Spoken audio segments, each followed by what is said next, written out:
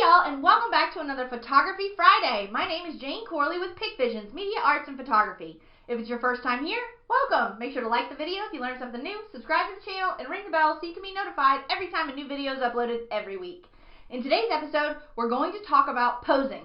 How to pose your subject, what different posing techniques you can use on different subjects, business models, children, families, models, any of it. We're going to cover all of it, y'all. So buckle up, let's get started on posing. First and foremost, you need to realize what kind of shoot this is, because you're going to shoot modeling different than a 5-year-old boy. It's going to be different, so identify the type of shoot you're going to preserve for your client.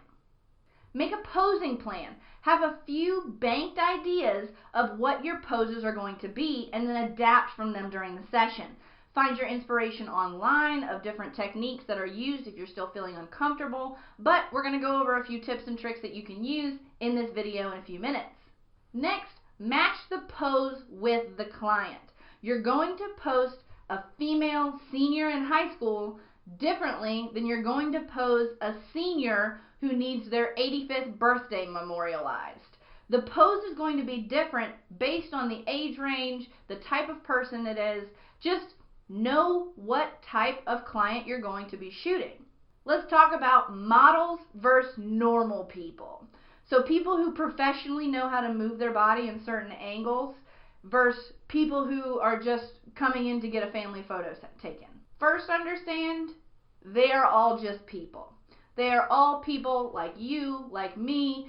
They're all just people. So once you get down to the nitty-gritty of who these people are, what makes them happy, the things that they do together, the things that just instill some sort of joy or pleasure from them, understand what that mood and tone is, and then just know we're all people, y'all. We are all people. This will also give you genuine expressions in your photos. Understanding who these people are, what makes them happy, what makes them tick, will give you these expressions that you want. And even if your pose is really awesome, if their facial expression looks awful, that photo is ruined.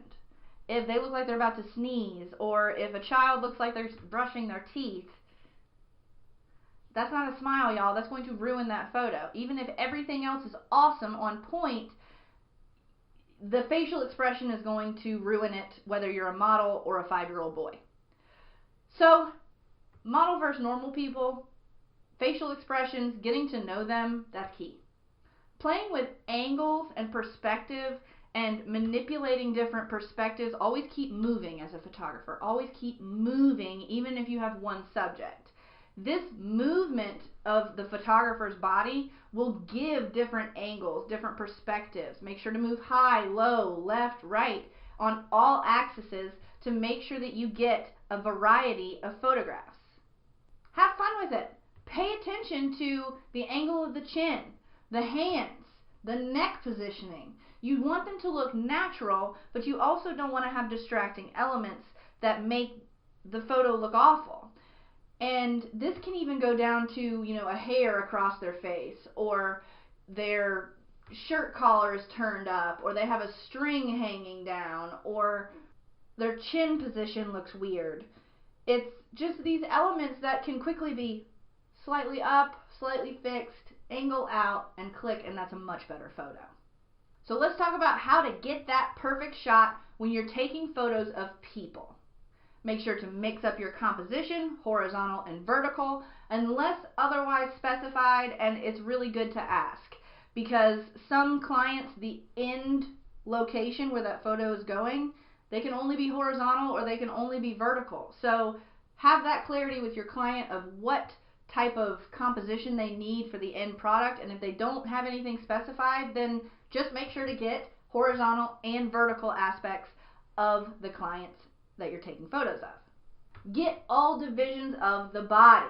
Take full body shots. Both hands, both feet, top of the head, and the little area above.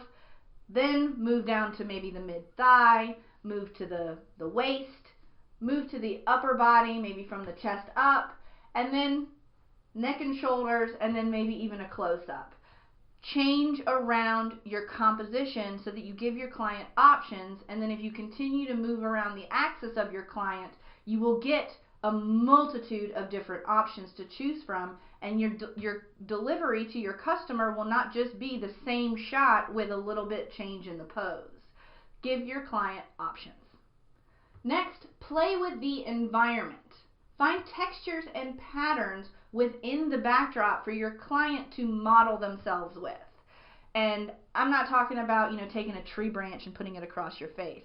I'm talking like sitting on a gray toned brick wall or leaning up against a red door frame.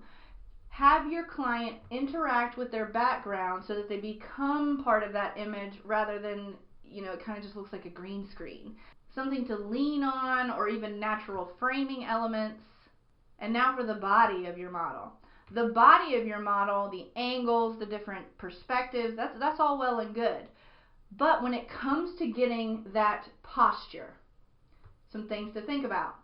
Your chin is out and down. Your shoulders are back and your neck is elongated. Now, if you do that with me right now, it kind of feels a little weird because you're supposed to stand up straight, and this will make you look like you're standing up straight, and most of our natural positions have a little bit of slouch to them. So having them focus on, okay, put your shoulders back, elongate your neck, but now put your chin down and out. That will give a little bit more intrigue to the shape of your body. Now, once they're in this position, you can have them angle on the axis that is, I guess, their spine. Angle, creating more of an intrigue. Have the hands, the shoulders, have them all interact with each other, almost like I'm, just playing with the elements of my hair. I'm just looking different angles, different perspectives, so that it's not the same image, so that you have some sort of life from your model to the camera. A good way to shake things up too is to have your clients come at the camera, lean in and towards the camera, adding intrigue and visually appealing elements so that it has a little bit of motion to it. This is really great for lower perspective on your client, where they can just kind of lean down onto you and make sure that all of their angles are spread wide. Just have your posing be intriguing, have a little motion and perspective to it, and then change your angles in that same pose, giving your client options. Make sure you shake up seated and standing positions as well. A closed off body versus an open body. But don't cut off elements of the hand. Don't have the hand outside the frame. Don't have hands outside the frame. Make sure to stand up and have intriguing elements where your hands, your shoulders, your arms, your hair, everything is within the frame. And if you're purposefully chopping off parts of a body, make sure to do it creatively and don't just do it because you did it on accident. Standing there and having your hands on the hips is all well and good, but not straight on. Shake it up with a side profile. Shake it up with coming down from above.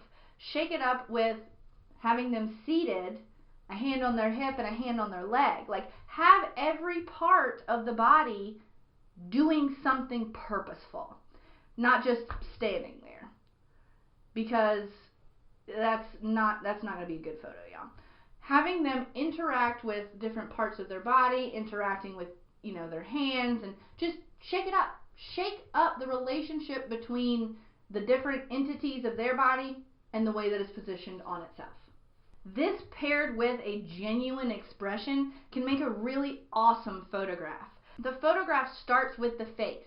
If you can get a general happy expression, something that looks genuinely happy, not just this is how I pose for a picture happy, you want to get pure joy and happiness or thoughtfulness or just some kind of expression in their face first and foremost. Second of all, worry about their body. Worry about their arms, their extremities. Worry about the different things that they're going to be doing with their hands and arms and legs and feet and everything from head to toe all the way through. But the expression is number one, y'all. One. So let's work through the different types of people posing. First, we'll start with babies. Babies are really great. Really, really great. Love them. They're so squishy and just little rolls and just babies, y'all. Babies. Having a plan for a baby shoot, though, is crucial. You need to have your props readily available if you're using them. You need to have a controlled environment so that baby remains happy. You need to make sure that that parent has fed that baby. That baby has recently slept. They've been changed, and they're just all around in a happy mood. Because you're going to have 30, maybe even 20 minutes of quality good time with this baby. Because once that baby loses it, that baby is done.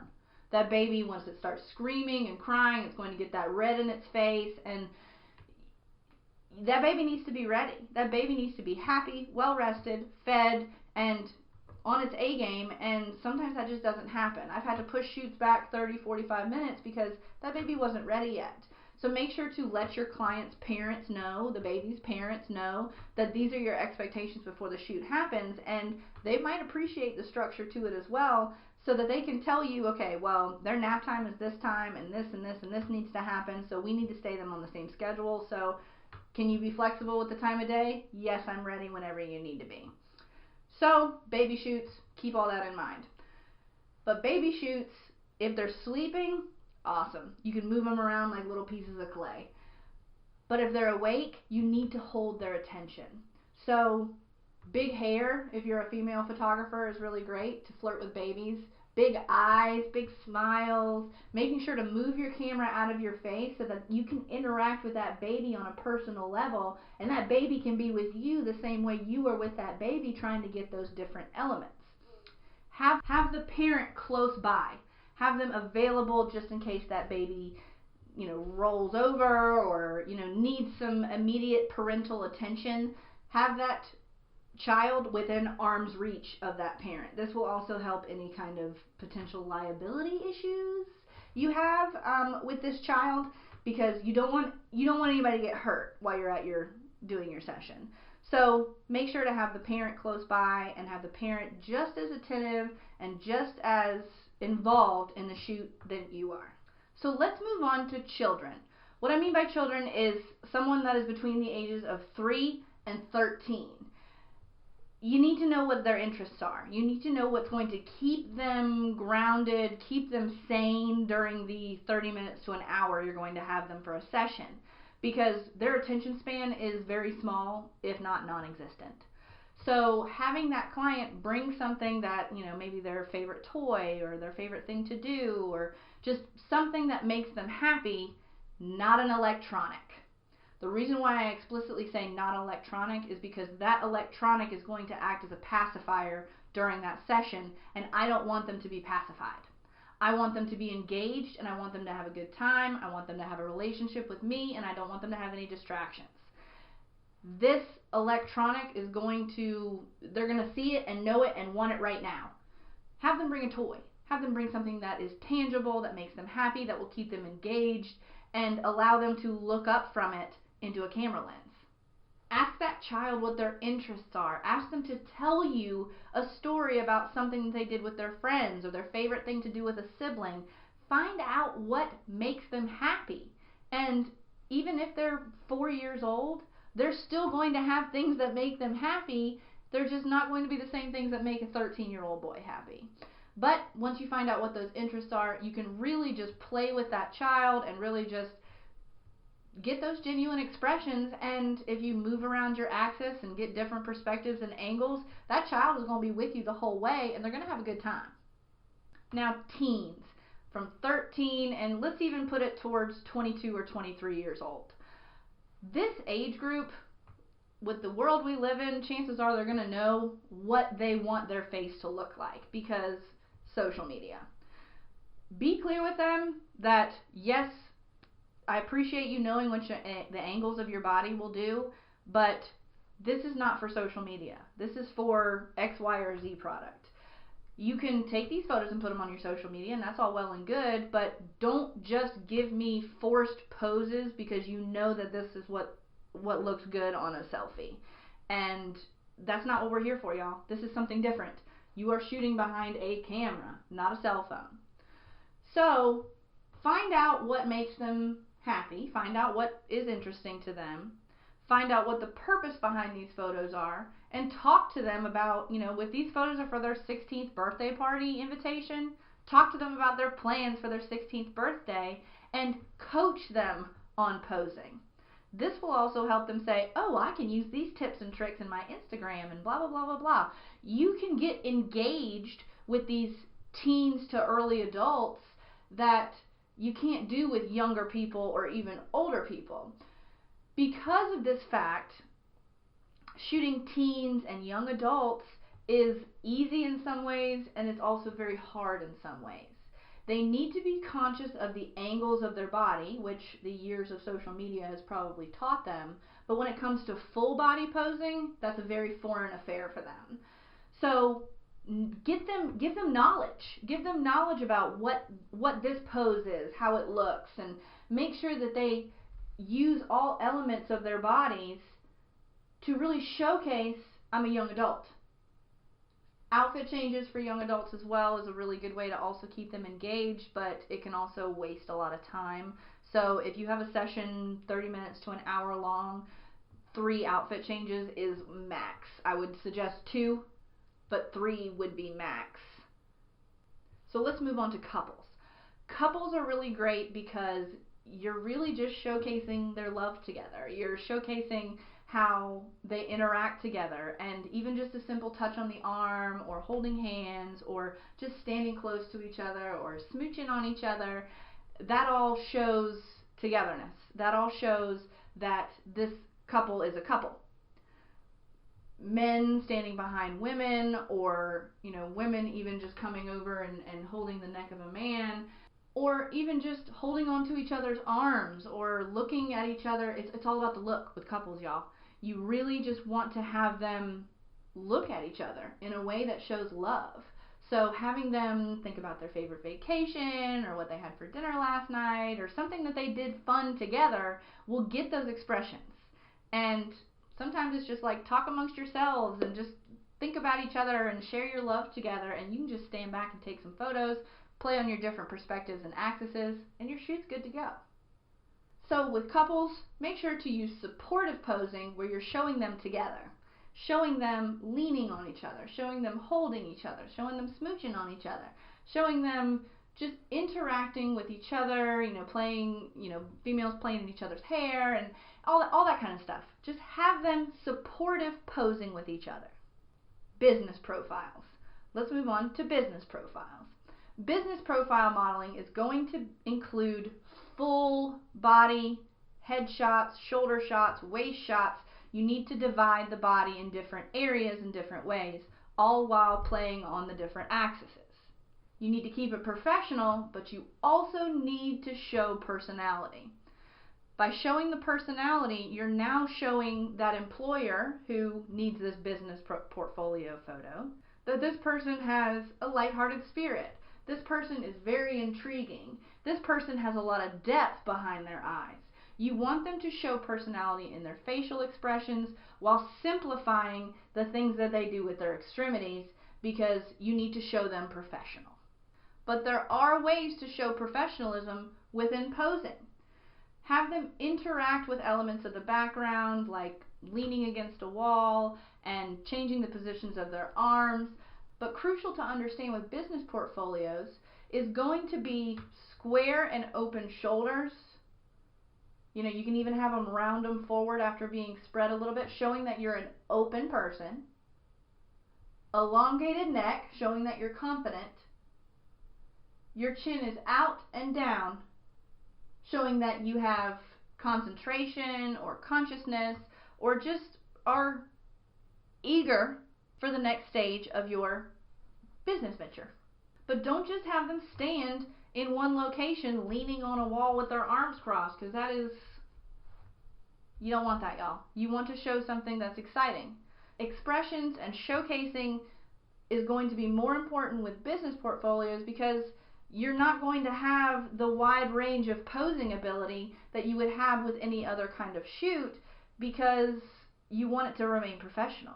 You want this person to be looking qualified and dignified.